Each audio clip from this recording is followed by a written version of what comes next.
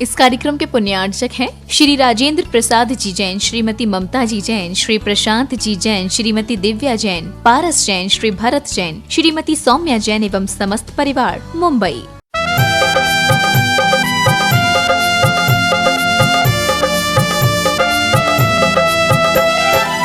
जिन शासन के नवाचार्य हैं, पूजे जिन्हें जग सारा है।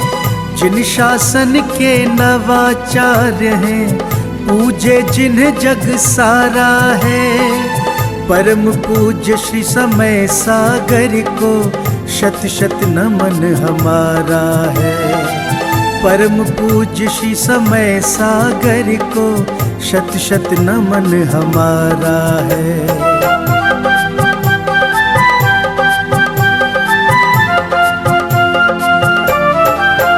गुरुवर के पावन श्री मुख से जब अमृत की धार झरे, मंत्र मुग्ध हो जाए प्राणी, जीवन का कल्याण करे। गुरुवर के पावन श्री मुख से जब अमृत की धार झरे, मंत्र मुग्ध हो जाए प्राणी, जीवन का कल्याण करे।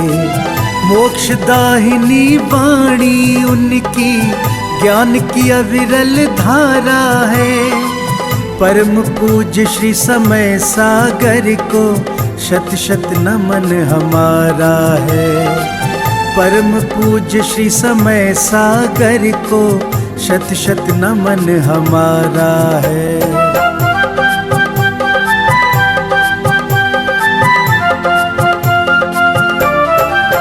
परम तपस्वी दिव्य ओजस्वी, धर्म ज्ञान के भंडारी, काया जिनवर के समरूपी, भक्तन के हैं भवतारी। परम तपस्वी दिव्य ओजस्वी, धर्म ज्ञान के भंडारी, काया जिनवर के समरूपी, भक्तन के हैं भवतारी। दिव्य दिगंबर रूप गुरु का लगता बड़ा ही प्यारा है। परम पूज्य श्री समय सागर को शत शत नमन हमारा है। परम पूज्य श्री समय सागर को शत शत नमन हमारा है।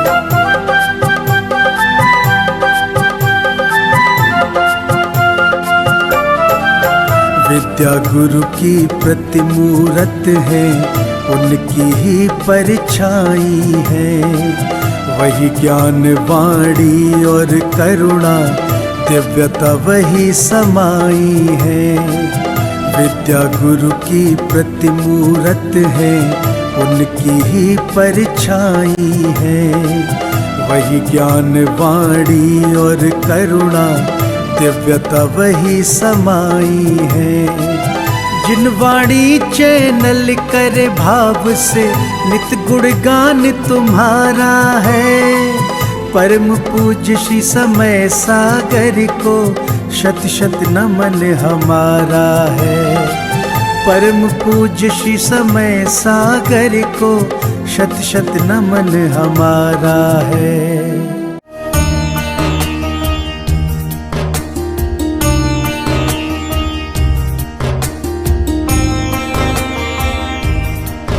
ओम नमः सिद्धेभ्यः, ओम नमः सिद्धेभ्यः। मंगलम भगवान वीरो, मंगलम गौतमो गणे, मंगलम कुंदकुंदाद्यो जैन धर्मोस्तु मंगलम।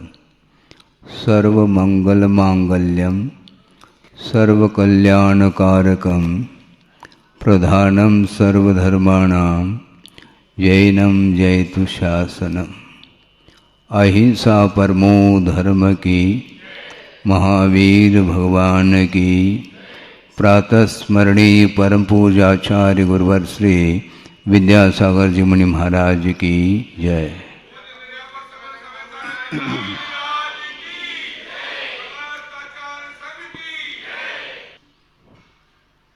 शिशु का जन्म होता है और जन्म होने के पूर्व में उसका अवसान भी हो चुका है, क्योंकि मरण के बिना जन्म संभव नहीं।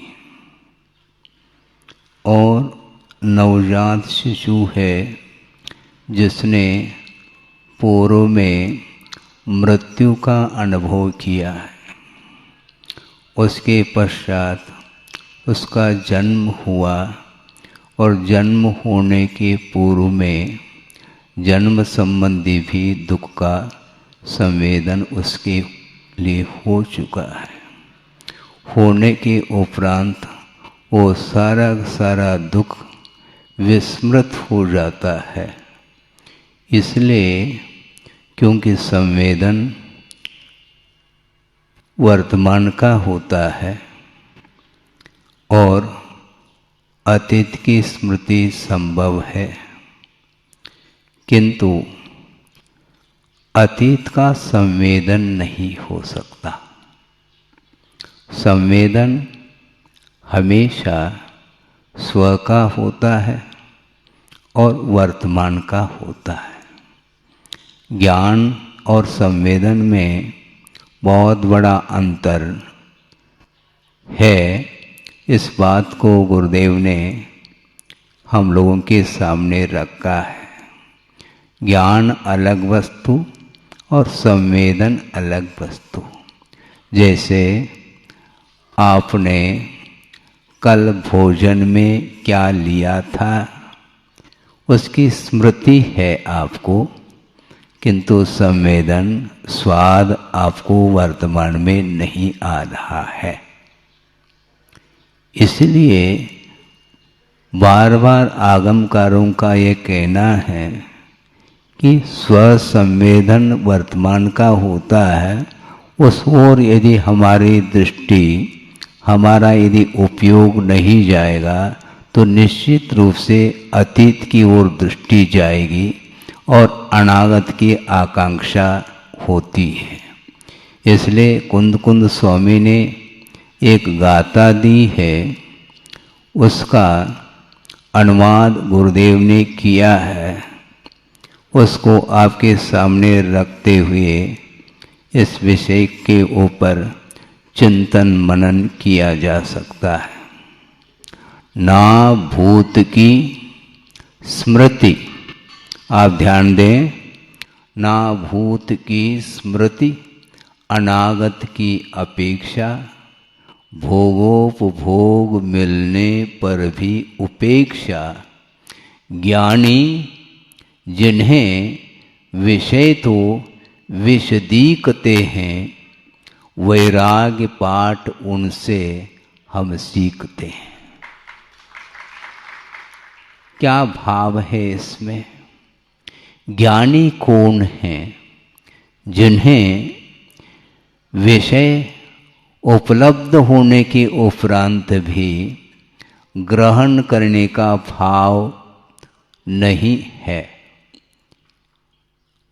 विषय उपलब्ध नहीं है, इसके उपरांत भी आकांक्षा संसारी प्राणी की बनी रहती है, किंतु पुण्य कर्म के उदय में संपदा वैभव मिलने के उपरांत भी ग्रहण का भाव किंचित मात्र भी मन में नहीं आता, उनको ज्ञानी ऐसी संज्ञा दी है। अविरत अवस्था में अर्थात असंयम की भूमिका में सम्यक दर्शन रह सकता है, रहता है, इसमें कोई संदेह नहीं। और सम्यक दर्शन के साथ रहने वाला जो ज्ञान है वह भी सम्यक ज्ञान के रूप में ही विद्यमान है, किंतु अध्यात्म के क्षेत्र में कुंद स्वामी ने उसको सम्यक ज्ञानी अथवा ज्ञानी संज्ञा दी है, जिन्हें पंचेंद्र के विषय उपलब्ध होने के उपरांत भी उसके प्रति उपेक्षा का भाव आता है। बहुत सूक्ष्म विषय है कि महाराज आप जब कभी भी प्रवचन अधिक देने के लिए बैठ जाते हैं, तत्व चर्चा अधिक करते हैं, तो आप हमेशा अध्यात्म की बात करते हैं। हमारे लिए भी तो कुछ बात करो। श्रावकों के कल्याण की बात भी आपको करनी चाहिए। कर रहा हूँ मैं, इसलिए श्रवण को सामने रखता हूँ। और कुंद कुंद देव भी श्रवण के लिए उद्देश्य बना करके उपदेश देते हैं। उससे तुलना करने के लिए आप लोगों को अवसर मिल सकता है। हाँ, स्वसंवेदन, ये बात अध्यात्म ग्रंथों में कदम कदम पर सुनने को मिलती है, पढ़ने को मिलती है। संवेदन शून्य कोई भी जीव नहीं है, चाहे वह निगोदिया जीव हो, चाहे वह सिद्ध परमिष्टि के रूप में जीव हो। जीव हमेशा संवेदन से सहित होता है, चैतन्य गुण से संपन्न होता है, उसी का नाम जीव कहा। चाहे वह मिथ्या दृष्टि हो, चाहे सम्यक दृष्टि हो, संवेदन प्रत्येक जीव को अपना संवेदन होता है।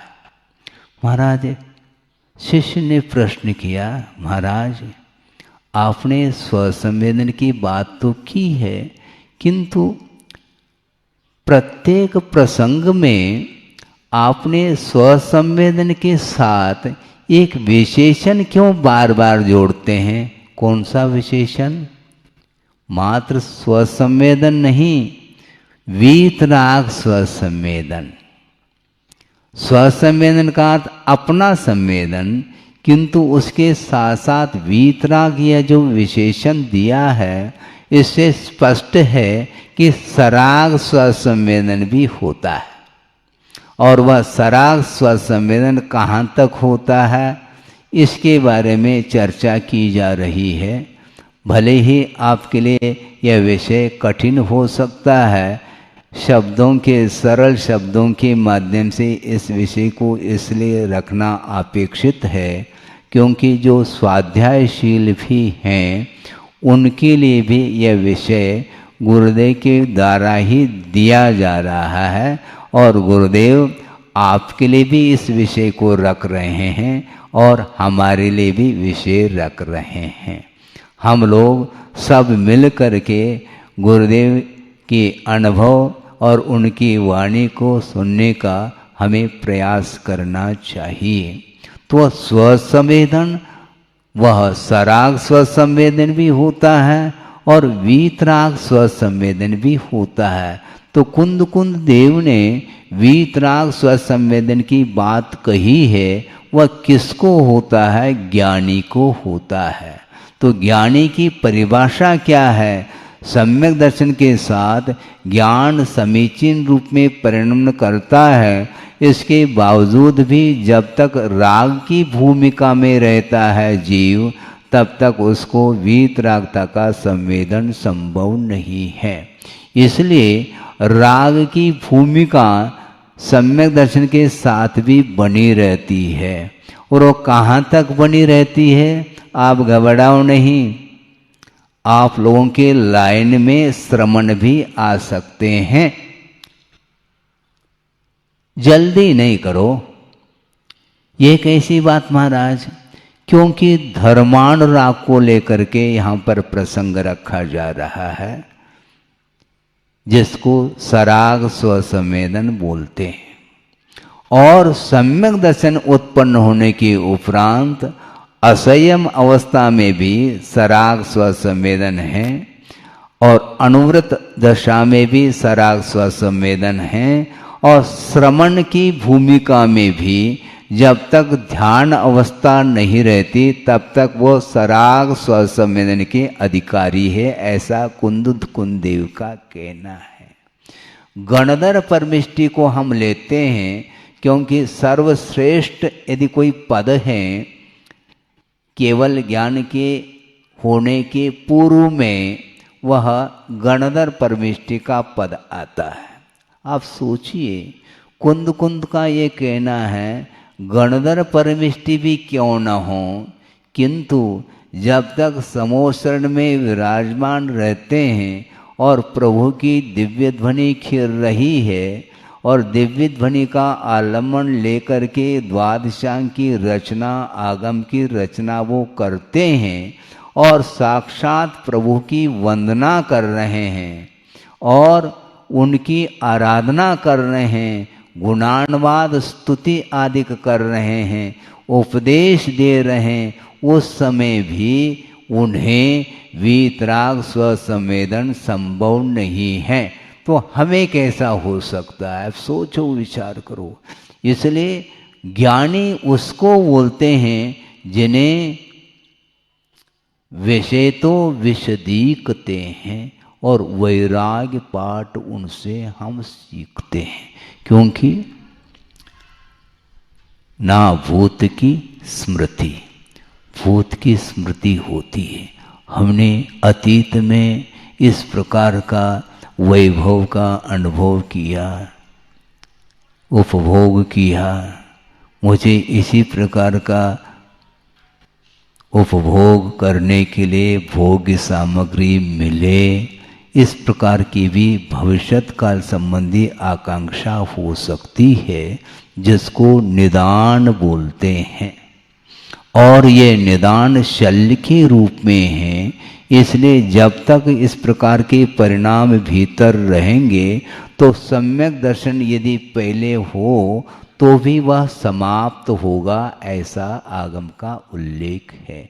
इसलिए हमें विषयों की आकांक्षा नहीं, किंतु वीतराग भाव को प्राप्त करने के लिए पंच परमिष्टि का आलम्बन हमें लेना है और पंच परमिष्टि की आराधना के पीछे कोई भी विषय सामग्री की वांछा इच्छा नहीं रखते हुए यदि हम आराधना करते हैं तो उस आराधना के माध्यम से भविष्य में भी विशेष रूप से मोक्ष मार्ग की सामग्री उपलब्ध होती है। इसलिए कर्म क्षय के उद्देश्य को लेकर के ये सारा का सारा उपक्रम है, चाहे वह सम्यक दृष्टि हो, चाहे वह अनुवृत्ति हो, चाहे महावृत्ति हो, प्रत्येक का लक्ष्य एक ही है, ध्रुव लक्ष्य। हमें कर्मों से अपने आप को मुक्त करना है और कर्मों से मुक्त करने के लिए भिन्न भिन्न पात्र को लेकर के साधन बताए हैं। उन साधनों का आलम्बन हम लेते हैं तो निश्चित रूप से विषयानुराग समाप्त हो सकता है। हमें मोक्ष मार्ग में धर्मानुराग बाधक नहीं बल्कि साधकतम है, किंतु मोक्ष मार्ग में यदि कोई बाधक वस्तु है तो वह विषयानुराग ही व्यवधान बाधा उपस्थित करता है। इसलिए कोई भी कार्य संपादित होता है तो उसके लिए आचार्यों का ये कहना है कि बाधक कारण की अनुपस्थिति, साधक कारण की उपस्थिति, फिर बाद में कार्य की निष्पत्ति होती है। तो बाधक कौन ठहरा? राग। किंतु कौन सा राग? विषयानुराग, धर्मानुराग नहीं, क्योंकि धर्मानुराग की सीमा कहाँ तक है? अभी आपके सामने दृष्टांत रखा, साक्षात प्रभु की वंदना करने वाले समोर शरण में उनके चरणों में विराजमान जो गणधर परमिष्टि हैं, उनके पास भी प्रभु के प्रति अनुराग है। इसको धर्मानुराग बोलते हैं और ये मार्ग के लिए अत्यावश्यक है और इसको साधन के रूप में ग्रहण किया है। जब तक वीतरागता प्राप्त नहीं होती है तब तक धर्मानुराग को हम उसका आलम्बन लेंगे, बल्कि यूं कहना चाहिए धर्मानुराग जितना प्रबल होता चला जाएगा उतना ही हम वीतरागता की ओर बढ़ते चले जाएंगे। विषयानुराग घटाओ, धर्मानुराग बढ़ेगा। महाराज धर्मानुराग कैसा बढ़े? जो विषयानुराग है उसको घटाओ। किसी ने कहा कि महाराज इन दिनों में हमारा पुण्य पतला हो रहा है। इस विषय को भी तत्व चर्चा के प्रसंग में हमने बात रखी थी। आप लोग अनुपस्थित थे, इसलिए आपको भी जानकारी प्राप्त हो, इसलिए प्रसंग रख रहा हूँ कि पुण्य पतला हो गया महाराज, पुण्य को गाढ़ा कैसे करें। तो उनके लिए हमारा ये कहना है पाप को पतला कर लो तो पुण्य गाढ़ा अपने आप ही हो जाएगा। पुण्य को गाढ़ा करने के लिए और कोई भी उपक्रम नहीं है और कोई तरकीब नहीं जिसके माध्यम से हमारा पुण्य गाढ़ा हो सके, क्योंकि पुण्य जो पतला हुआ है वह विषयानुराग के कारण ही पुण्य पतला हुआ है। इसलिए विषयानुराग को आप पतला करो तो धर्मानुराग बढ़ता चला जाएगा। ये तो मेरे ख्याल से आपको बात समझ में आनी चाहिए, क्योंकि बहुत ज़्यादा यहाँ पर सूक्ष्म सिद्धांत को आपके सामने नहीं रखा जा रहा है। ये सामान्य कथन जो आपकी भूमिका में आगम के आधार से रखा जा रहा है, विषय और कषाय को कम करने का पुरुषार्थ करेंगे तो आपकी भूमिका के अनुरूप साथ से पुण्य का अर्जन होगा, और साथ से जो पुण्य का अर्जन होता है उसी को आगमकारों ने पुण्यानुबंधी पुण्य की संज्ञा दी है। जो पापानुबंधी पुण्य है वह पतन के लिए कारण है। जैसे नारायण, प्रतिनारायण आदि जो पद प्राप्त होते हैं वे विषयानुराग के कारण, निदान के कारण वो सारे पद मिलते हैं, और पद मिलने के उपरांत उस वैभव का आसक्ति के साथ वह उपभोग कर लेता है तो पुण्य सारा का सारा उसका क्षीण हो जाता है, तो वह अधोगति का पात्र बनता है। इसलिए हमें मात्र पुण्य का अर्जन नहीं करना, किंतु पुण्यानुबंधी पुण्य का अर्जन करने के लिए निरंतर हमें परिणामों को उज्जवल बनाना चाहिए। हमें मोक्ष मार्ग में पुण्य बाधक नहीं, किंतु पुण्य का जो फल है वह हमारे लिए अभिशाप सिद्ध होता है। महाराज हमारा पुण्य है तो आपका पुण्य तो है, मैं मानता हूं। पुण्य के उदय में वह भोग्य सामग्री आपके पास आ सकती है, किंतु उसका जो उपभोग है वह बिना राग के संभव नहीं। पुण्य के फल का उपभोग बिना राग के संभव नहीं। पुण्य का उदय है महाराज, हम क्या करें? पुण्य का उदय तो मैं भी मान रहा हूं। पुण्य के उदय में थाली सामग्री सज करके आई है, अनेक प्रकार के मनचाहे पकवान रख दिए गए हैं, किंतु जो चयन किया जाता है वह बिना बुद्धि के, बिना राग के संभव नहीं। ये भाव स्वाभाविक रूप से आता है। इसके उपरांत भी उन्होंने जो दिया है, समय समय पर जो हम लोगों के लिए संबोधन दिया है और साहस बांधा है हम लोगों के लिए, और धैर्य की ओर उन्होंने दृष्टिपात कराई है, तो इसलिए अपने आप को धैर्य के साथ, साहस के साथ ही और आस्था को और मजबूत बनाते हुए अपने को आगे बढ़ना है। इसलिए विषयानुराग हमारे लिए अभिशाप है, संसार के लिए कारण है। इसलिए उससे अपने आप को ऊपर उठाते हुए पंच परमेष्टि की आराधना में निरंतर हमारा उपयोग रहेगा तो धर्मानुराग वृद्धि को प्राप्त होगा, और धर्मानुराग यदि वृद्धिंगत होगा तो निश्चित रूप से पुण्य आपका गाढ़ा हुए बिना रह नहीं सकता। यह आस्था का विषय है। इसलिए आपका समय हो रहा है। 2-4 दिन से इन्हीं बातों पर चिंतन मनन करके रखने का प्रयास किया जा रहा है, क्योंकि आगम के प्रत्येक पृष्ठ आप पढ़ेंगे तो वहाँ पर संसार का क्या स्वरूप है, मोक्ष का क्या स्वरूप है, कर्म सिद्धांत क्या है, पाप और पुण्य में क्या अंतर है, पुण्य के कितने भेद होते हैं, आदि आदि सर्वांगीण वर्णन मिलता है।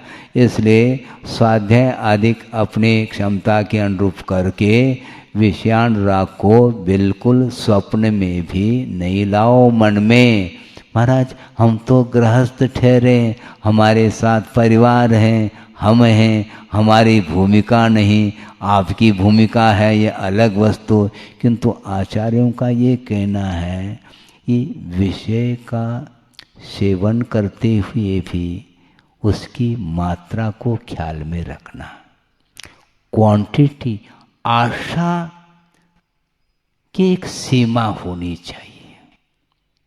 असीम यदि आशा रहेगी तो सम्यक दर्शन का पता ही नहीं लगेगा कि सम्यक दर्शन कहाँ चला गया। ये बहुत अच्छा प्रसंग 2 मिनट में 5 मिनट में कह करके पूर्ण कर लूं। गुणभद्र स्वामी ने आत्मानुशासन ग्रंथ में एक कारिका दी है, बहुत प्रासंगिक है। वो ये है, आशागर्तः प्रतिप्राणी यस्मिन् विश्वमनूपमं कस्य किम कियद आयाति वृथा वो विषयैषता। प्रत्येक प्राणी के पास आशा रूपी गर्त अर्थात खाई है। समझ में आ रहा है? आशा रूपी खाई प्रत्येक संसारी प्राणी के भीतर है, और इतनी वो खाई बड़ी है जिसमें विश्व की पूरी वैश्विक सामग्री उस खाई में भर दें तो भी वह परमाणु के समान प्रतीति में आता है। तो फिर वह आशारूपी गर्त खाई कितनी बड़ी होगी। और प्रत्येक जीव के पास आशारूपी खाई है, और वह किसको कितने मात्रा में वह हिस्से में आएगा विचार तो करो। इसलिए ये अनंत आशा ठीक नहीं, थोड़े बहुत आवश्यक है, परिवार है, जीवन चलाना है, और उसके बिना जीवन चल नहीं सकता। किंतु जितना आवश्यक है उतना ही रख करके जो अनावश्यक वस्तु हैं उनके प्रति जो आशा बढ़ रही है उसको समाप्त करने का पुरुषार्थ हमें करना है। आप ही लोग तो बोलते हैं क्या, सामान 100 साल का और पल की खबर नहीं। जो 100 साल का सामान क्यों रख रहे हैं आप, जब आपको पल की ही खबर नहीं है? तो ऐसी स्थिति में वर्तमान में जीवन जीने का पुरुषार्थ करो। इसलिए कहा गया अतीत की चिंता सताती है संसारी प्राणी को। यहां तक कि गुरुदेव ने कहा कि आप लोग शांति के साथ भोजन भी नहीं कर पाओगे, ये ध्यान रखो। क्यों महाराज? हमारा ये कहना है भोजन करने के लिए आप बैठे हैं किंतु वह मिठाई का स्वाद आपको नहीं आ रहा है। कैसी बात महाराज? इसलिए नहीं आ रहा है क्योंकि आपके मन में ये चिंता है कि अंतों के लिए है क्या नहीं। हाँ, ये चिंता वर्तमान की नहीं, ये भविष्य की चिंता है। इसलिए आपको स्वसंवेदन संभव नहीं है, ध्यान रखो। हैं? वर्तमान में आप ग्रास आपके मुख में है, उसका अच्छे ढंग से स्वाद तो लो। विषयानुराग की बात करते हैं तो उस विषय का संवेदन आपको अच्छे ढंग से नहीं हो पा रहा है क्योंकि भविष्य की चिंता, कल की चिंता, परसों की चिंता, बरसों की चिंता। इस चिंता के कारण ही संसारी प्राणी वह शांति का अनुभव नहीं कर रहा है।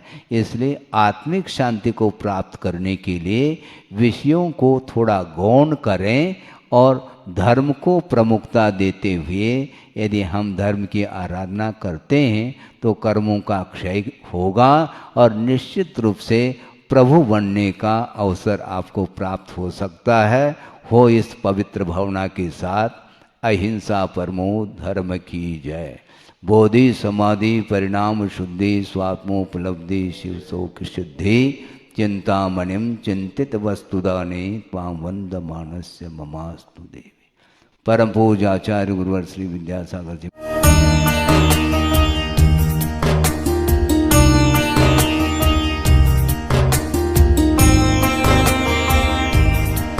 परम पूज्य संत शिरोमणि आचार्य श्री विद्यासागर जी महाराज भारतीय श्रमण संस्कृति के एक ऐसे महान साधक थे जिनके ज्ञान, ध्यान और तप की चर्चा युगों युगों तक सारे विश्व में होती रहेगी। किसी ने उन्हें चलता फिरता तीर्थ कहा तो किसी ने तीर्थंकर, पर सच में तो वे चारित्र, ज्ञान, तप और वात्सल्यता में ऐसे श्रेष्ठ संत थे जिन्होंने भारतीय संस्कृति के संरक्षण और संवर्धन के साथ साथ सदैव सामाजिक समरसता का पक्ष लिया और अपने प्रभाव और प्रताप से जैन ही नहीं बल्कि विभिन्न धर्मों को मानने वाले लाखों करोड़ों लोगों के दिलों में अपना स्थान बना लिया। किंतु आज जब आचार्य भगवान देह रूप में हमारे साथ नहीं हैं, लेकिन उनके जैसे ही कठोर तपश्चर्या एवं प्रबल अनुशासन से पल्लवित संस्कारों की झलक देखने को मिलती है, उनके प्रथम आज्ञानुवर्ती शिष्य परम पूज्य नवाचार्य श्री 108 समय सागर जी महाराज में, जो उनके बताए मार्ग पर चलते हुए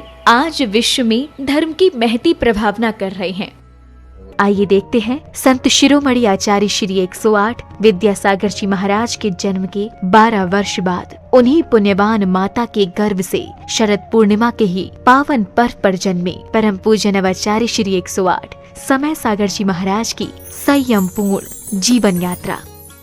आचार विचार हो या व्यवहार, तपश्चरण हो या संस्कार या फिर हो व्यक्तित्व की बात, परम पूज्य नवाचार्य श्री 108 समय सागर जी महाराज प्रत्येक दृष्टि से साक्षात आचार्य भगवान की प्रतिलिपि कहे जा सकते हैं। और हो भी क्यों ना, आखिर जन्म देने वाले माता पिता तो एक ही हैं, और फिर इसे एक विचित्र संयोग कहें या फिर मलप्पा जी और श्रीमती जी के पूर्व भवों का पुण्योदय, जो उन्हें 27 अक्टूबर सन 1958 को शरद पूर्णिमा के ही पावन पर्व पर पुनः एक बालक के माता पिता बनने का सौभाग्य प्राप्त हुआ। 6 भाई बहनों में सबसे छोटे किंतु शांत प्रवृत्ति के इस बालक का नाम शांतिनाथ रखा गया। शांतिनाथ जैन बाल्यावस्था से ही पढ़ने लिखने में तो कुशाग्र थे ही, लेकिन जैसे जैसे समय बीतता गया वैसे वैसे उनकी रुचि धर्म और आध्यात्म में बढ़ने लगी, और इसी अभिरुचि के कारण ही मात्र 17 साल की उम्र में ही शांतिनाथ जा पहुँचे राजस्थान स्थित श्री महावीर जी में विराजमान आचार्य श्री विद्यासागर जी की शरण में, जहां 2 मई 1975 को आचार्य श्री ने शांतिनाथ जी की प्रार्थना स्वीकार कर उन्हें ब्रह्मचर्य व्रत दे दिया। ब्रह्मचर्य व्रत धारण करते ही ब्रह्मचारी शांतिनाथ जी दिन रात गुरु सेवा और धर्म ध्यान में तल्लीन हो गए। संयम व्रत को धारण कर तप और साधना के निर्मल पथ पर चल रहे ब्रह्मचारी शांतिनाथ ने केवल 5 वर्ष की अल्प अवधि में ही वैराग्य पद के विभिन्न सोपानों को पार कर अपनी योग्यता से आचार्य भगवान को प्रभावित कर लिया, जिसका पारितोषिक मिला उन्हें मुनि दीक्षा के रूप में। 8 मार्च 1980 को मध्य प्रदेश के छतरपुर स्थित श्री दिगंबर जैन सिद्ध क्षेत्र द्रोणगिरी में आचार्य श्री विद्यासागर जी महाराज ने उन्हें मुनि दीक्षा प्रदान कर दिगंबर मुद्रा का पूर्ण साधक घोषित कर दिया और नाम दिया मुनि श्री समय सागर जी महाराज। मुनि दीक्षा के उपरांत मुनि श्री समय सागर जी महाराज ने कुछ वर्षों तक आचार्य श्री के संग में रहकर अध्ययन और अध्यापन किया। तत्पश्चात गुरु आज्ञा से पृथक संघ के नायक बनकर देश भर में विहार करते हुए धर्म प्रभावना करने लगे। अपने सानिध्य में कई पंच कल्याणक एवं विधान आदि धार्मिक अनुष्ठान संपन्न कराने के साथ ही उन्होंने अपनी लेखनी से कन्नड़, हिंदी, संस्कृत और मराठी भाषाओं में कई शास्त्रों की रचनाएं भी की। सन 2018 में ललितपुर में हुए पंच कल्याणक के दौरान आचार्य कुंद के नियमसार में वर्णित निर्यापक श्रवण की व्यवस्था का उल्लेख करते हुए आचार्य विद्यासागर जी महाराज ने मुनि श्री समय सागर जी महाराज को निर्यापक पद की उपाधि प्रदान कर संघ में नव दीक्षित मुनिराजों के निर्वाह का उत्तरदायित्व सौंप दिया। आचार्य कुंद देव ने यह बात बहुत स्पष्ट लिखी है। वह बात आप लोगों को समझ में आना चाहिए। जो दीक्षित करते हैं वे आचार्य कहलाते हैं, और इसके उपरांत जो नव में नए दीक्षित होते हैं उनके निर्वाह करने के लिए निर्यापक, हाँ आचार्य तो नहीं लिखा, लेकिन निर्यापक श्रमण का वह रूप दिया है उन्होंने। ये निर्यापक का अर्थ यह है, जैसे आचार्य महाराज कहते हैं उसके अनुसार जिनको ये दिया जाता है। ये लोग बहुत विलम्ब कर रहे थे, हमें भी ज़्यादा आग्रह करना अच्छा नहीं समझ में आया कि समय पर सब हो जाएगा।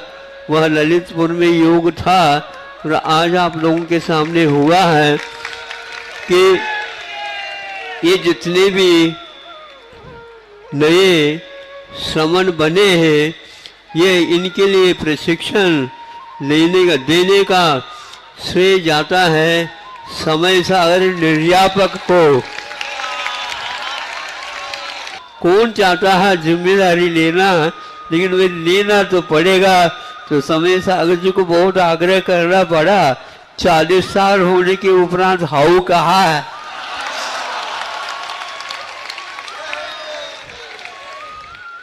समय अपनी गति से चलता रहा। छत्तीसगढ़ के डोंगरगढ़ स्थित चंद्रगिरी तीर्थ में विराजमान आचार्य श्री विद्यासागर जी महाराज ने 6 फरवरी के ही दिन आचार्य पद के लिए निर्यापक श्रवण मुनि श्री समय सागर जी महाराज को चुन लिया एवं अपनी समाधि से 3 दिन पूर्व 15 फरवरी 2024 को आचार्य पद का त्याग कर पूर्ण संलेखना की ओर अग्रसर हो गए। आचार्य भगवान की आज्ञानुसार निर्यापक श्रवण मुनि श्री समय सागर जी महाराज ने 16 अप्रैल 2024 को दमोह के कुंडलपुर में समस्त आचार्य संघ एवं देश भर के जैन समाज की उपस्थिति में पूज्य गुरुदेव के उत्तरदायित्वों के निर्वहन के लिए आचार्य पद स्वीकार कर लिया। पूज्य नवाचार्य समय सागर जी महाराज की। अंततः ये कहा जा सकता है कि आज का दिन केवल एक पर्व ही नहीं बल्कि स्वर्णिम अक्षरों से लिखित एक ऐसा अध्याय है जो विश्व के धार्मिक इतिहास में सदा ही अमर रहेगा। ये मात्र एक संयोग नहीं बल्कि पूरे समाज का पुण्य है जब एक ही दिन जन्मे गृहस्थ जीवन के 2 भाइयों ने गुरु शिष्य के रूप में परिवर्तित होकर धर्म उत्थान को अपना कर्तव्य माना और इसे परम पूज्य संत शिरोमणि आचार्य श्री 108 विद्यासागर जी की कठोर तपश्चर्या एवं संस्कारों का ही परिणाम कहेंगे, जो आज नवाचार्य श्री समय सागर जी महाराज भी उनकी अक्षुण्ण परंपरा का निर्वहन करते हुए धर्म की प्रभावना कर रहे हैं। आज पूरे विश्व का जैन समाज ये आशा कर रहा है कि परम पूज्य नवाचार्य श्री समय सागर जी महाराज भी संत शिरोमणि आचार्य श्री विद्यासागर जी महाराज के बताए मार्ग पर चलकर उन्हीं की भांति धर्म उत्थान का कार्य करते हुए समाज को एक नई दिशा प्रदान करेंगे। एक बार पुनः धर्म के महान उन्नायक परम पूज्य नवाचार्य श्री समय सागर जी महाराज के चरणों में हमारा त्रैबार नमोस्तु। नमोस्तु भगवन, नमोस्तु भगवन। इस कार्यक्रम के पुण्यार्चक थे श्री राजेंद्र प्रसाद जी जैन, श्रीमती ममता जी जैन, श्री प्रशांत जी जैन, श्रीमती दिव्या जैन, पारस जैन, श्री भरत जैन, श्रीमती सौम्या जैन एवं समस्त परिवार, मुंबई।